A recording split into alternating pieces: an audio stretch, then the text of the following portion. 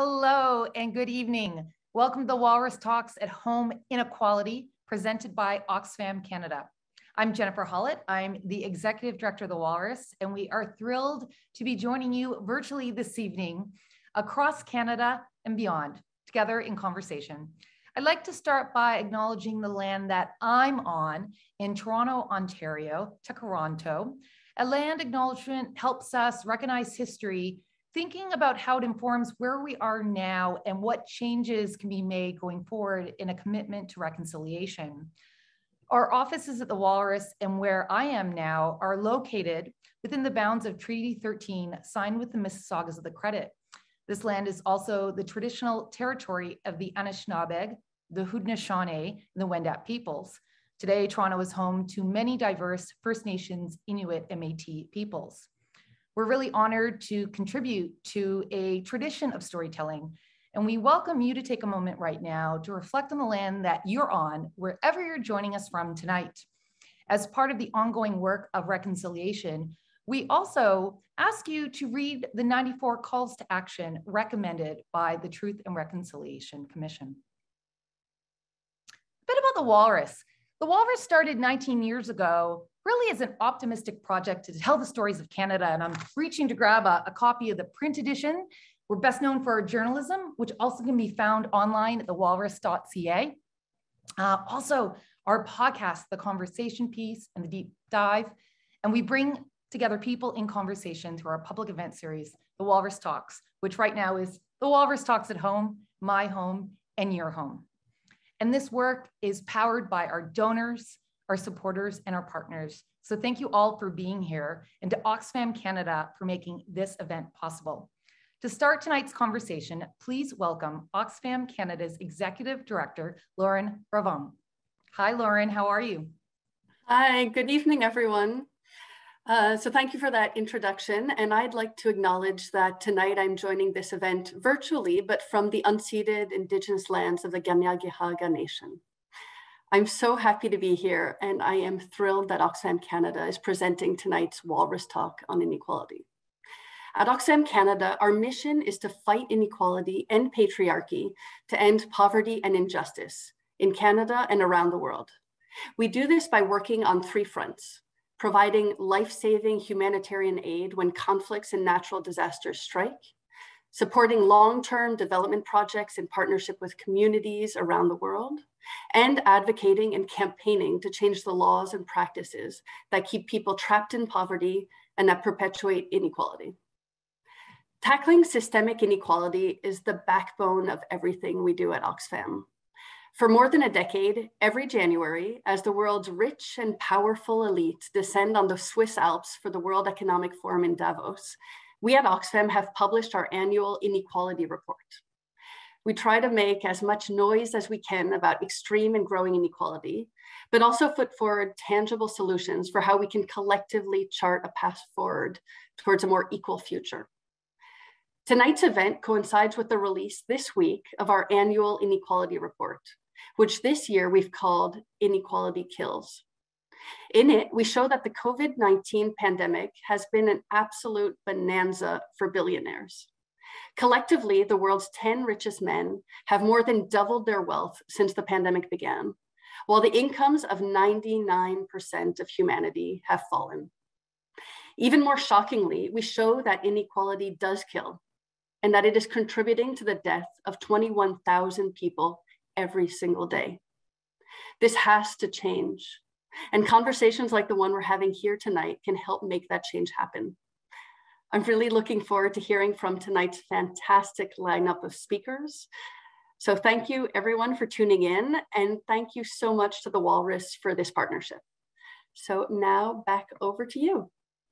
Thank you, Lauren, and thank you to the work of OXFAM Canada, especially right now as we're experiencing these issues. And like you said, this is the conversation we need to be having. Exactly. Well, thank you for tonight. You're welcome. I want to share some thoughts on inequality, because this conversation, specifically income and wealth inequality, is playing out in front of us in a way we have never seen all at once before. I see inequality as a defining issue of our time. What is it? It's how income is distributed through a population unevenly. So think the 1% and the 99%, or even stretch it out, the 10% and the 90%. But also, who has a job and who doesn't? Who has a good, stable job with benefits? Who doesn't? Who can afford a house? Who can't? Who has access to a vaccine? Who or which countries don't? Tonight's live conversation will delve into these issues and more, and take a look at rebuilding our economy, our world in a way that is more equitable for everyone. Here's how this online event works. Each speaker has 5 minutes. Once we hear from everyone and your head is full of new ideas, we're gonna have a moderated Q&A session with our talkers and you, our audience at home. So if you have any questions for talkers, write them down and you can just ask them in the chat. Tonight, we'll be hearing from live David Macdonald, Senior Economist at the Canadian Centre for Policy Alternatives, Claire Trottier, Philanthropist and Tax Justice Advocate, Erica Ifill, journalist, economist, co-host of the Bad and Bitchy podcast and founder of Not in My Color, Candice Shaw, Executive Director of the Ottawa Rape Crisis Center, and Alejandra Alayza, Head of Office, OXFAM in Peru. Thank you all for joining us, and we encourage everyone at home to share this conversation on social media. So take a screen grab, show us how you're joining us tonight, quote tweet, share some of your favorite moments, just tag us at The Walrus, and you can use our hashtag. The hashtag is Walrus Talks. We're gonna kick off the talks tonight with David Macdonald. David, welcome to the stage. Hi, thanks so much. My name's David Macdonald. I'm Senior Economist with the Canadian Centre for Policy Alternatives. Thanks so much to the Walrus for their invitation tonight and for OXFAM for supporting this session. Tonight, I'm here to talk about how COVID-19 impacted Canadians differently based on income. Now, there's gonna have to be some context here. The unemployment impact of COVID-19 was unprecedented. In April 2020, in the first full month of the pandemic, or the economic impact anyway, here in Canada, we hit 13% unemployment. This was only part of the story. The other part was a major loss in hours, people technically being employed, but with half or even fewer, potentially no hours in the job they're working in. This is a historic high for unemployment in modern Canadian history. We actually have to go back to May 1936 at the tail end of the Great Depression to see anything like that almost a century ago. Now, at the start of the pandemic, we're all in this together was a common refrain. Unfortunately, that wasn't true, particularly when we're looking at the impact of COVID-19 across the income spectrum. In April and May, the first 2 months of the pandemic, half of all of the workers who were making at or near minimum wage either lost their jobs or the majority of their hours. Just for context, this was 5 times worse than what we saw in the Great Depression a decade ago. For top earners, there was a loss in jobs and in hours, but it was over by the summer, a very rapid recovery. But if we look at the very top, the very tippy top of Canada's income distribution, Canada's richest CEOs, that's where some of the real action was in 2020. Now, every year, we collect this data on Canada's top executives. We go through the company reports, we pour through the payment, how CEOs are paid, and we compile it all. Now, before compiling this data in 2020, I was really convinced that CEO pay was going to have a down year. I convinced my colleagues to prepare for a lot less interest this year in this annual report. See, CEOs are paid mostly in bonuses. These are bonuses that are linked to the stock price, the profitability, and the revenue goals of the company. And these bonuses make up over 80% of CEO pay, whereas a salary makes up only 10% of their pay, really the exact opposite for most regular Canadians. Now, the pandemic hit workers hard, but it also hit many companies hard, even big ones. And so I thought, perhaps somewhat naively, that this would push CEO pay down because companies wouldn't meet stock price, revenue, and profit targets. Well, lo and behold, that was far too naive, and that's not at all what happened. Incredibly, CEOs managed to increase their pay in 2020 compared to 2019. They hit an average of almost $11 million each. and they made almost 200 times more than the average worker.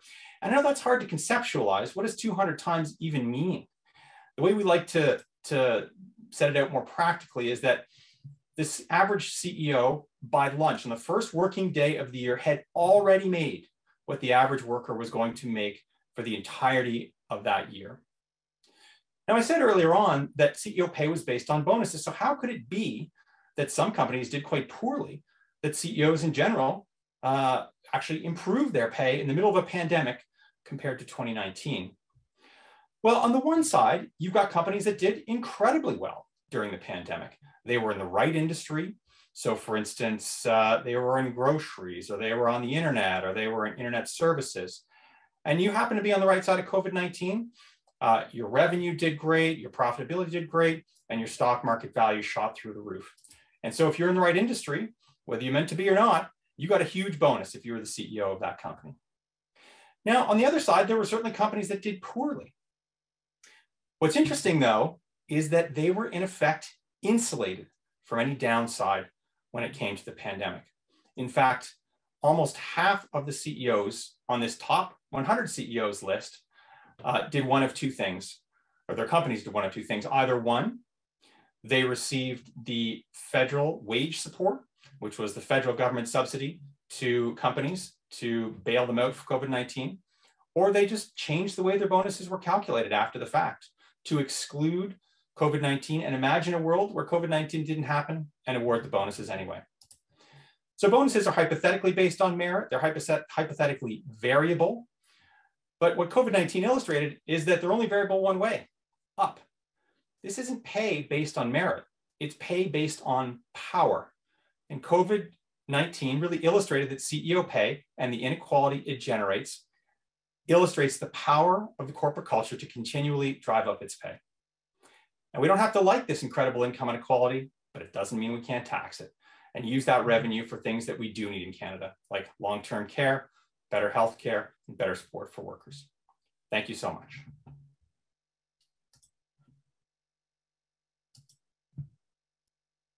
Thank you. Hi, everybody. My name is Claire Trottier, and I am a philanthropist and tax justice advocate. I'm not an economist. My background is actually in microbiology and immunology. I have a PhD, and up until a few months ago, I was a professor at McGill where I taught immunology. So it's been an interesting couple of years. So why am I here? I am here because I am part of the 1%. And it is a banana situation. And I think that one of the solutions to addressing the growing inequality in our society is to tax me and to tax people like me. So how did I end up in the top 1%? Well, basically, I won the lottery of life by being born into my family. My father, Lauren, is the co-founder and now the sole owner of a technology company called Matrox based here in Montreal that's still doing very well. And this accident of birth has basically given me access to a disproportionate amount of wealth and power. And I think that it's my responsibility and the responsibility of people like me to, first of all, acknowledge the immense privilege that we have, but also to actively work at changing the system from which we benefit. So if you're listening to me right now, chances are you work for a living, you make a salary, and that constitutes most of your income. That's different from wealth. When you have a lot of wealth, that wealth actually generates more wealth. So if you, for example, invest significant funds in the stock market, you can get quite a nice return from those investments. So basically, I don't need to work for a living. And I think that that's a really unfair situation. So what is the status of wealth inequality in Canada? Well, in Canada, the top 1% richest Canadians actually have 25% of the wealth in this country. That's equivalent to the wealth that the bottom 80% of Canadians have. There are 59 billionaires currently in Canada, and over the course of their pandemic, their wealth increased by $87 billion. So I think that we can all agree that wealth inequality exists. And hopefully we can also all agree that wealth inequality is a problem, when you have such immense concentration of wealth. So what are some solutions? I really believe that wealth taxes are a key part of the solution. And I'm not the only one who thinks this. Surveys show that 75% of Canadians agree with the idea of a wealth tax. And in fact, the majority of Canadians across geographies, age groups, and political affiliations agree with the idea of a wealth tax, which makes this idea actually enormously popular all across the country. So what level of tax are we talking about here when we talk about wealth taxes, and what kind of revenue might you expect? Well, today, a bombshell report was released by a group called Patriotic Millionaires in collaboration with partners, where they looked at what you might expect if you implemented a wealth tax in over 40 different countries around the world. And according to their calculations, in Canada, if we implemented a wealth tax, we could expect an annual revenue of $78.9 billion. What they're proposing is a 2% tax on wealth over $5 million, a 3% tax on wealth over $50 million, and a 5% tax on wealth over $1 billion. That's a lot of numbers. It seems like a lot of money, but I assure you, that level of tax will have no impact on my life or the life of other wealthy Canadians. In fact, that level of taxation would still allow wealthy people to continue accumulating wealth, just at a slower pace. And I'm not the only wealthy person who thinks that this is wrong.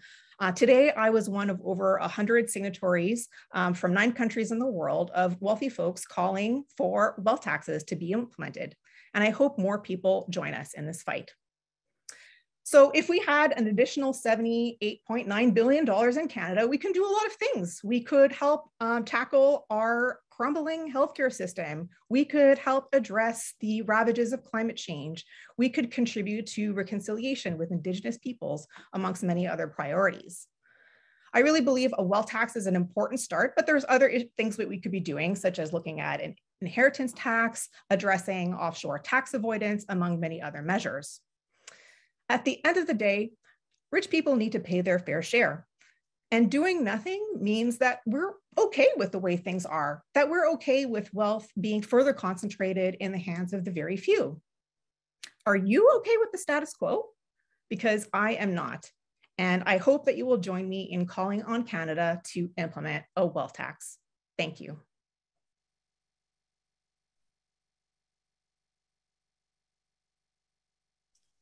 Good evening. My name is Erica Ifill, and I'm an economist and journalist with the Hill Times. I also co-host the Bad and Bitchy podcast, an intersectional feminist podcast, and am a diversity, equity, inclusion consultant with the company Not in My Color. OXFAM reports that inequality contributes to the death of at least one person every 4 seconds. This is not surprising considering who has been winning and who has been losing for the past 5 decades of supply-side economics. The complex forces which led to the downturn of the 1970s have continued to shape Western economies, particularly globalization, which has accelerated as information technology has made communication and coordination easier.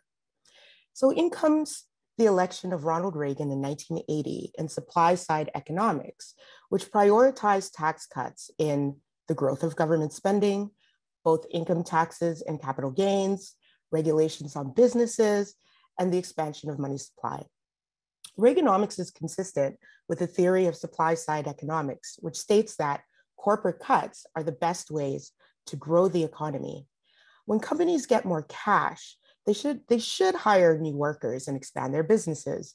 It also says that income tax cuts give workers more incentive to work, increasing the labor supply. That's why it's sometimes called trickle-down economics. But Reagan didn't lower government spending. He shifted it from domestic programs to defense. The result, the federal debt almost tripled. Domestic programs include social programs that benefit the poor, working, and middle class. Defense is the playground of the rich and powerful.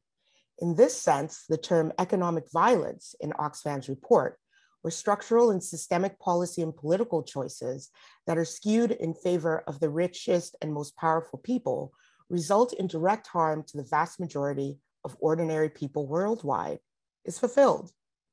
The 1990s saw the supply-side economics trend with globalization through the emphasis on trade liberalization.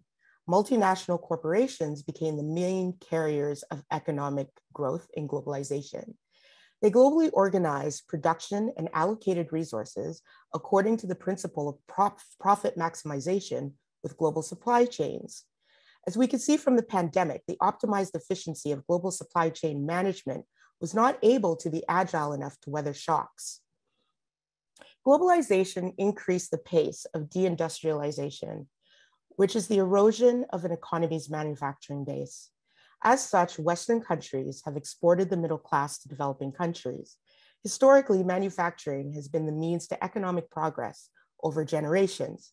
Immigrants and the poor and working class were able to provide their families with a standard of living that provided complete healthcare benefits, sick days, vacation, pensions, and educational supports that allowed their children to attend universities and colleges as a form of social and economic progression over a generation. Today, through successive cuts to education and the disappearance of manufacturing jobs, coupled with the appearance of service jobs that are precarious and provide zero benefits, that is no longer the case. Jobs were lost because of the structural changes arising from globalization. Structural changes led to structural unemployment and also widened the gap between rich and poor within a country. Simultaneously, during this time, governments continued the supply-side economics theme of cutting government spending. We see those successive cuts in healthcare that have left us with a tattered health system unable to properly deal with and absorb the shock of a global pandemic. We also continue to see massive cuts in social spending and increasing national security and police spending or defense spending. Governments also supported the growth of the communications and technological industries that were the fuel of globalization. The massive tax breaks of tech companies were brought in by governments who cited innovation as an economic engine of economic growth in the increasing competitive global environment. However, innovators became monopolists and gatekeepers in no time. Their political power increased as shareholders demanded greater and greater returns and mergers and acquisitions in the now privatized environments, another remnant of supply-side economics, and Reagan's and Thatcher's economic policies continued. As wealth grew, so did political power. It is here where the tail wagged the dog, or large, powerful companies demanded preferential tax treatments and lax labor laws to continue operating in the countries that made them. As a result, governments engaged in a race to the bottom and to balance the books, did so on the backs of poor, working class, and marginalized people in the form of reduced social spending. What is clear about the pandemic is that there has been a massive wealth transfer from public to private entities through the Canada Emergency Wage Subsidy, or CEWS. As Mr. Macdonald noted in his report with the Canadian Centre for Policy Alternatives, more than 1/3 of the companies headed by those CEOs received the COVID-19 wage subsidy, either directly or indirectly, through their subsidiaries or franchisees. Corporations continue to get this support, while support for workers through the Canada Emergency Response Benefit has been cut. As of December 19th, Ottawa has paid out $99.13 billion under the program.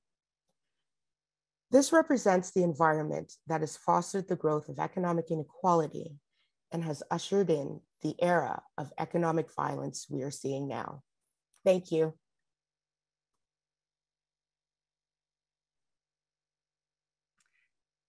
Hi, everyone. I'm Candice Shaw, the Executive Director of the Ottawa Rape Crisis Center, and I'm currently joining you from the Ottawa-Gatineau region of the unceded, unsurrendered territory of the Anishinaabe.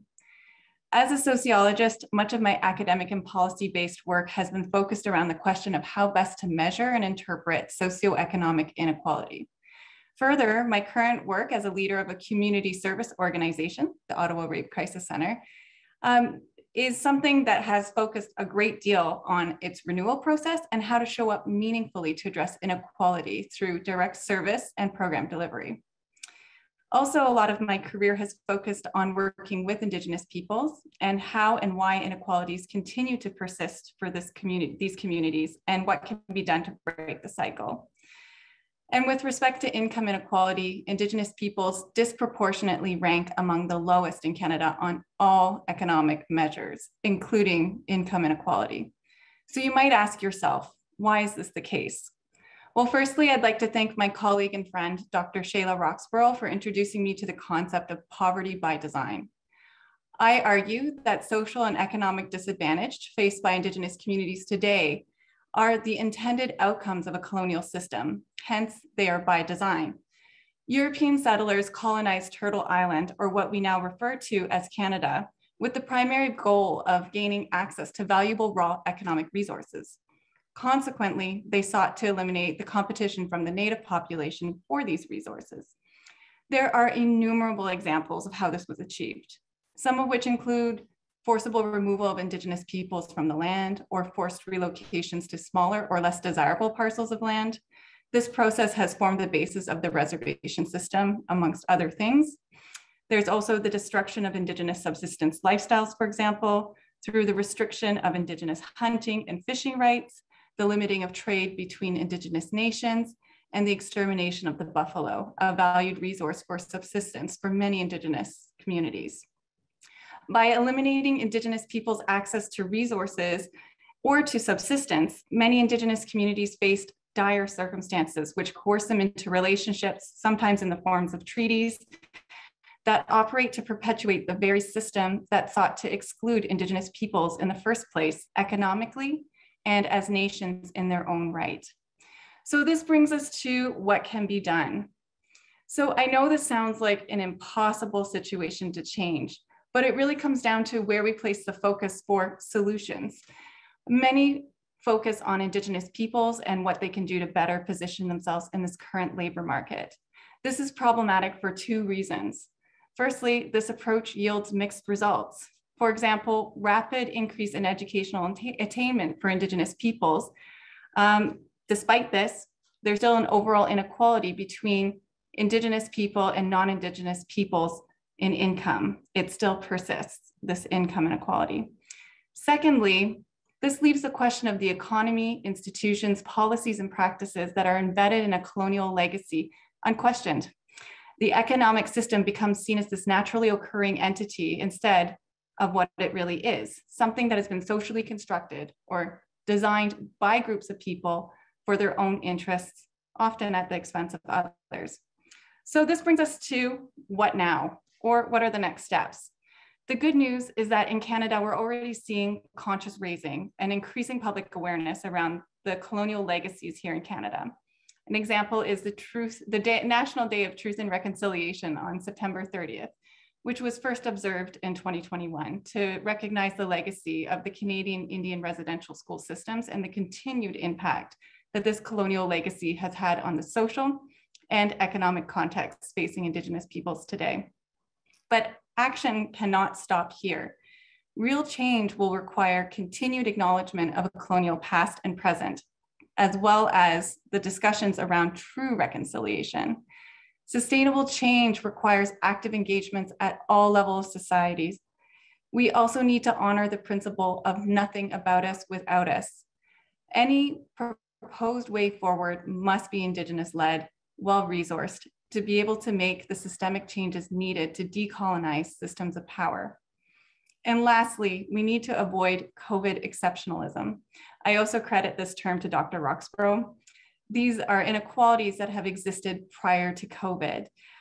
They are systems that have been in place for generations, and they continue to endure, and in many cases worsen during COVID, but they are by no means caused by COVID.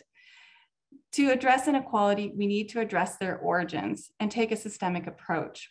Doing so will certainly yield better and more sustainable ways to address income inequality alongside other forms of inequalities in the short term and into the future. Chi Miigwech, thank you.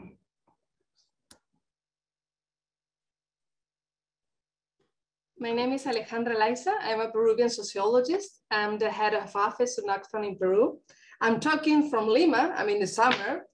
And I will try to bring some perspective from the South and some reflection about inequality from Peru. Thanks for the invitation. Thanks to OXFAM Canada, thanks to the Walrus and all the people that is sharing this talk. I will start with a question, and maybe we don't know much about Peru, but we can use Peru as a country in the South that has been well known as an economical miracle and in the past 10, 15 years.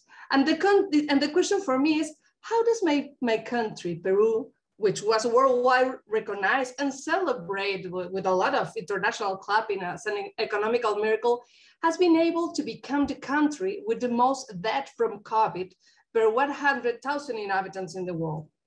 Where were all the promises of the decade of the economical miracle? Where was all the money that it was necessary when it was necessary to save more than 200,000 Peruvian lives? We feel that COVID crisis, in a way, it was like the Emperor's New Clothes story. COVID naked the Peruvian model and the global inequality crisis. As some colleagues mentioned before, inequality does kill. And we can saw it in Peru in a very dramatic way. A model based in promoting markets and deregulation as a way to actively promote private investment. A model in Peru that did the primary export model focus on promoting destructive industry sectors, mining in particular, where in fact, Canadian investors play a real relevant role. And you know, how does it work, not just in Canada, but how does it work in other countries as well as my country, Peru. This model that promote extreme inequality have been promoting private health and private education as a priority, where public investment falls extremely short for the basic and do not support the well-being for the majority. This model that was successful to attract investment in a way, but it was not successful enough at all generating opportunities for workers. You can imagine an economy that was well recognized as an economical miracle, where 70% of the workers were informal employees with no rights or not stability. Can you imagine how do we face the COVID crisis with this Peruvian miracle? So COVID made the Peruvian miracle explode in our faces. It really showed us the trap. The big figures of the GDP that everyone was clapping on the model didn't for real became opportunity for all. The collapse in our health system during COVID, it really showed it clearly. And as we mentioned, it really showed how inequality for real kill. After a decade of growth, private health services had expanded in Peru. Public investment in the most essential health system was not enough. And despite of the fact in the last 20 years, Peru was the country that grew the most by GDP in South America and with the lowest inflation, Peru was one of the countries with the lowest spending on public health per capita. In South America, just Bolivia and Venezuela had lower rates, but Peru, with that big figures in terms of GDP, didn't put the money what people really needed. In 2020, at the beginning of the pandemic, Peru had less than 300 intensive care hospital beds for a country with more than 30 million inhabitants. It means around one intensive care unit for every 100,000 inhabitants. One of the lowest beds per capita in South America. And we must say, it was not best enough, but most of them were concentrated in Lima, our capital. So the inequality for a post-colonial country with a really concentrated way to organize the state, the resources, and the public services as private services really led us as a country face the COVID crisis in the worst position. it was not just the crisis of the intensive care units. In 2021, we faced another tremendous crisis, what we call the oxygen crisis. I don't know if you have in Canada. I can imagine that you didn't. What was an oxygen crisis? There was no public services nor private services enough for people that get COVID. So people attend them in their houses. So we saw how families queue up for weeks doing online, trying to access to oxygen tanks. In a monopolistic market with no regulation, with no market competitions, prices rise exponentially, leaving family in bankrupt and many people with no opportunities and no oxygen access. What does it mean? It was a way to kill. It was a way that we can express how inequality kills. The market competition hypothesis on the model did not work at all. This drama shows us how the health policy from the past decade that can take the opportunities of the big figures, again, was principally oriented to promote health markets and private investment with very, very limited regulations. By weakening public services on health, Peru postpones its obligation to guarantee the right to health. When the crisis reached its limit and poor and even rich people it was really hard to access to health because the level of the crisis here was tremendous, everyone turned to see the state again. Yes, they asked the state, the same state that for years they tried to weaken. They asked for compensation and on the economical sectors, and they asked for solutions. But how the state that they've been pushed to move forward in terms of promoting the market and promoting investment as the principal gold rule of development can afford and can face the crisis that we can see during COVID. It really was tremendous. Today, Peru is sadly known as the country with the highest number of orphans due to COVID. More than 90,000 children in Peru are orphans because of COVID. The COVID crisis has been brutal. All the world is suffering.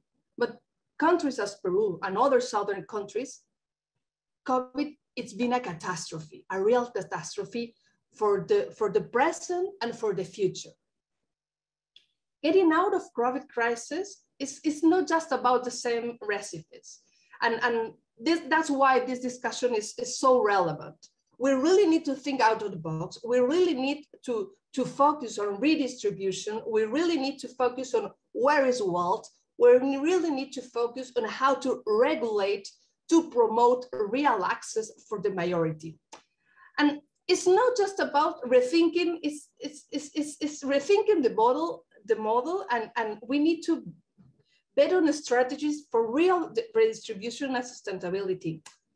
The challenge is not discussing about how do we recover for the COVID crisis. And recover, it seems for us, is like doing the same thing that we've been doing in the past. It's not simply recovering the bad jobs for the poor people. What we are asking for is about how to restructure this model to phase out the inequality crisis that COVID has aggravated and this inequality crisis that is pushing people for a really, really, really risky situation that it's affecting their future and the future generations. Alejandra, I think that's a great question. Thank you so much. What we'd like to do now is open up the conversation. We have audience members registered from all over. A shout out to people in Charlottetown, Vancouver, Palo Alto, Miami, New Hampshire, and New Zealand. If you have a question for the Q&A portion that we're now moving into, please submit it in Zoom chat, or if you're watching on Facebook Live, in the comments. I now invite all of our speakers to turn on their cameras and join us for a Q&A session. Great, thank you so much for coming back to the Zoom stage. David, I'd love to kick things off with you. As you mentioned, early on in the pandemic, there was this sense that we were all in it together. And I remember someone in Toronto actually made a poster that said that, and it was a fundraiser, to give back. I got the poster, and that's not the case. The message right now is take care of yourself. How did we lose that? It felt like we had a moment.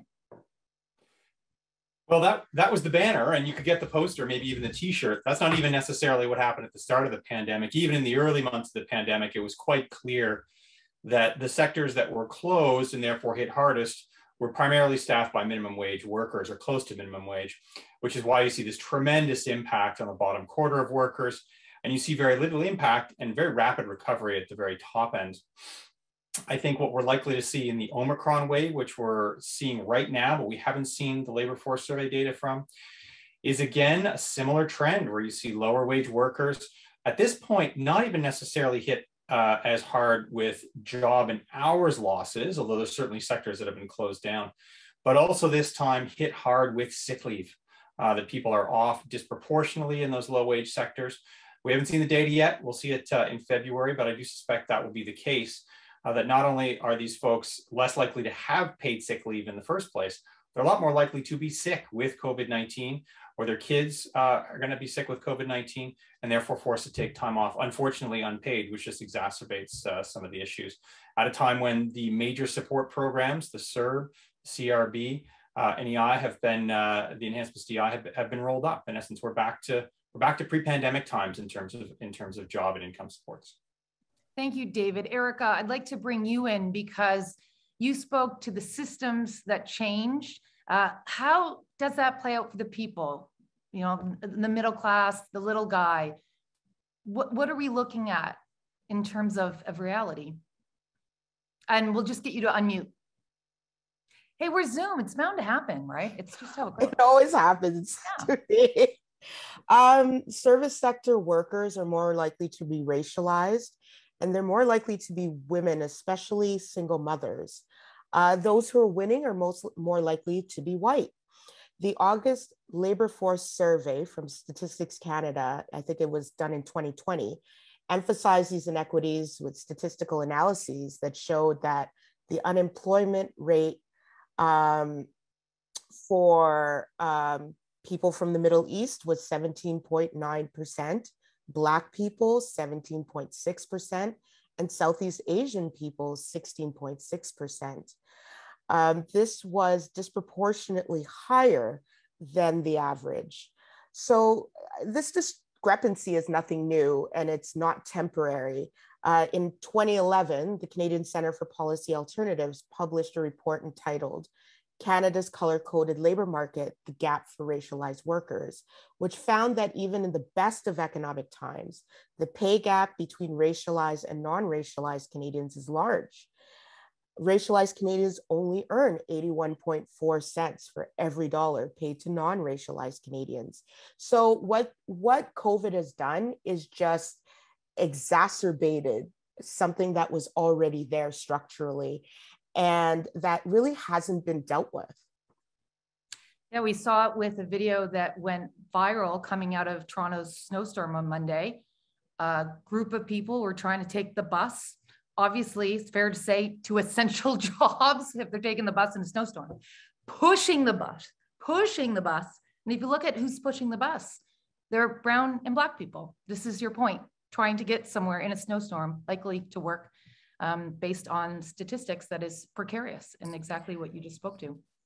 And that's yet another, I guess, service that has been cut a lot, has been transportation.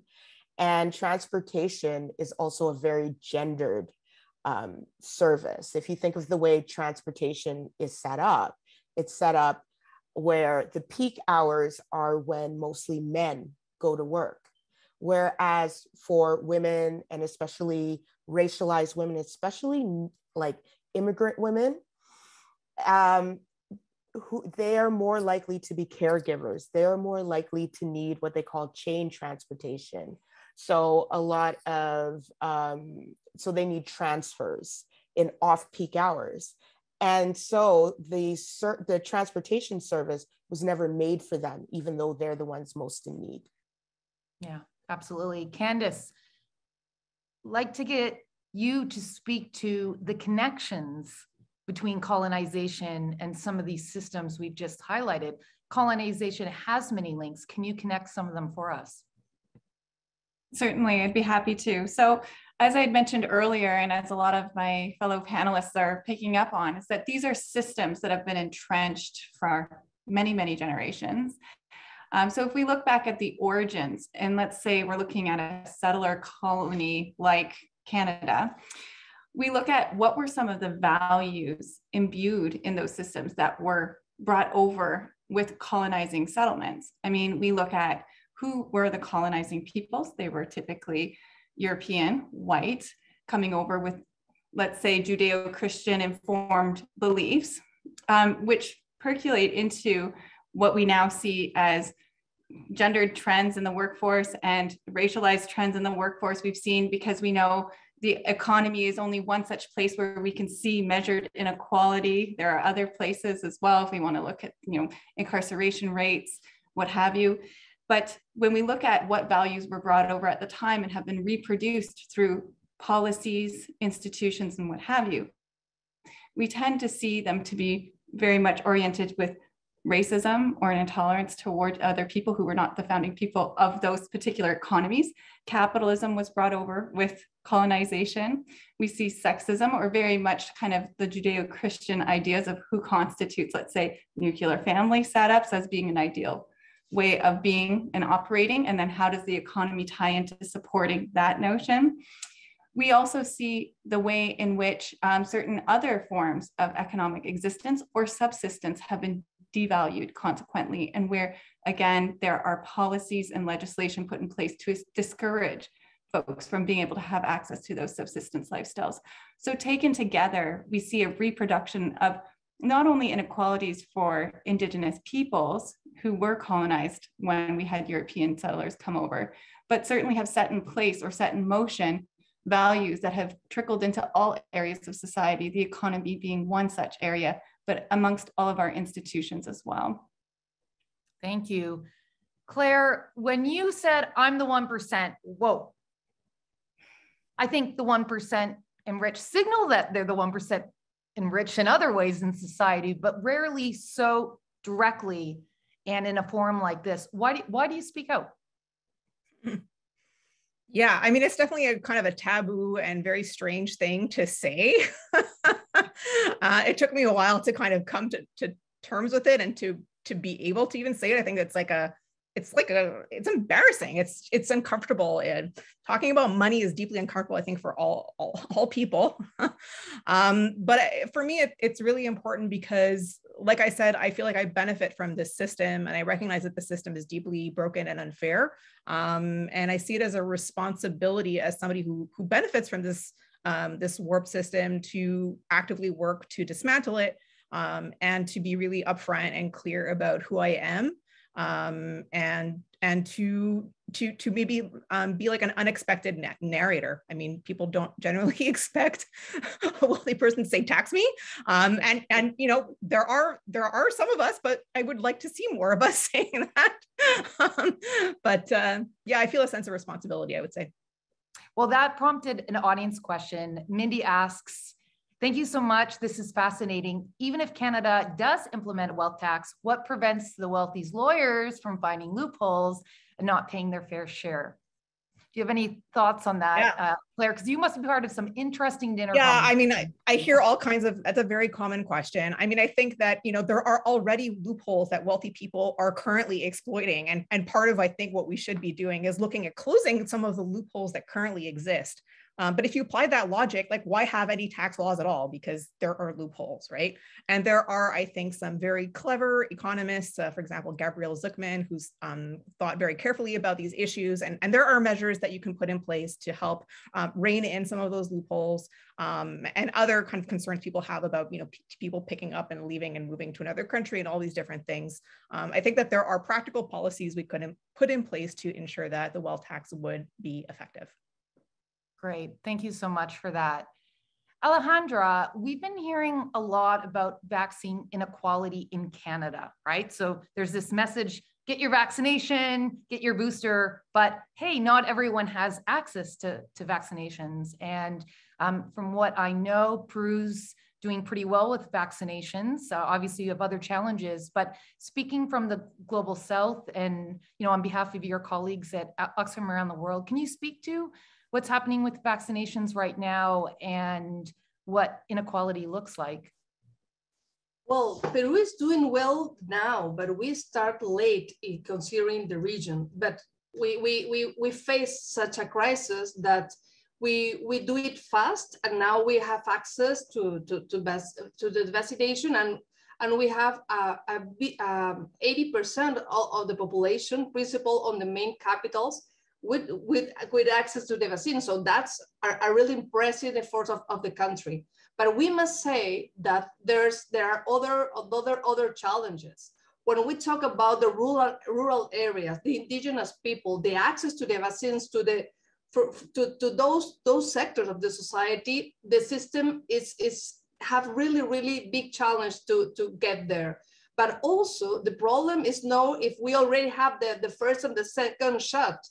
The question is how we can sustain this system to access if we are not producers of vaccines, and how much money does it imply for our budget, our health sector budget, paying for contracts that today everyone is clapping for the vaccine because it really saved life in a country with such a health crisis. But what we are not having the space to reflect is how much it's costing to us and if we can continue affording it for the future. So what we are advocating and mobilizing globally, and we are doing from Latin America, is the discussion to what do we do about the patents on the vaccine? How do we produce regional vaccines so we can access to all the discussion on IPR, intellectual property rights, and how do we produce like less expensive vaccines that can keep the community secure? And now Latin America with the Omicron is facing a global challenge as well, are the tests. Who has access to a test to know if it has COVID? So we start with the vaccines. Now it's all the discussion about the technology, IPR, and the cost of that.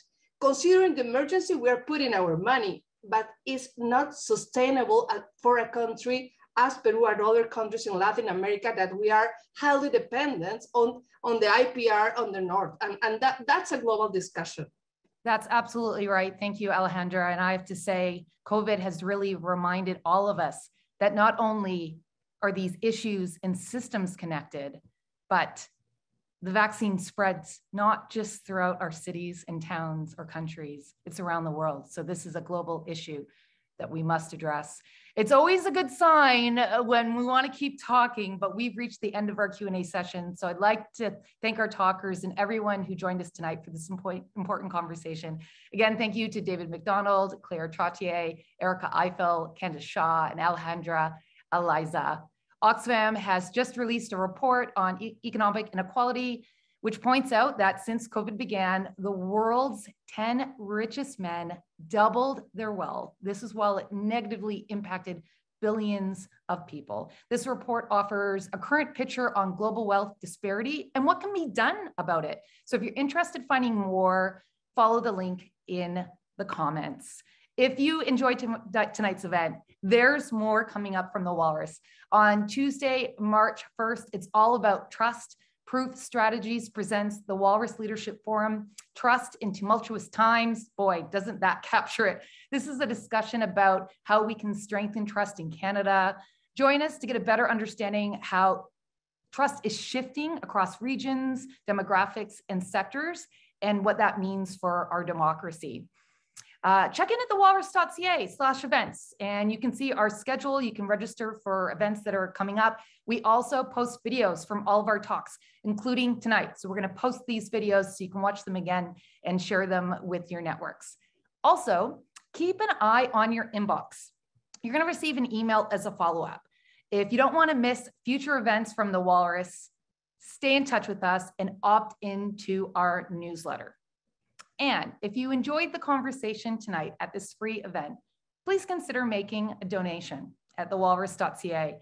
The Walrus is a registered charity, and that's what keeps our journalism fiercely independent. All donations of $20 or more will receive a charitable tax receipt. Thank you again to Lauren Ravon and everyone at OXFAM Canada for powering tonight's conversation and the ongoing vital work that you do in Canada and around the world.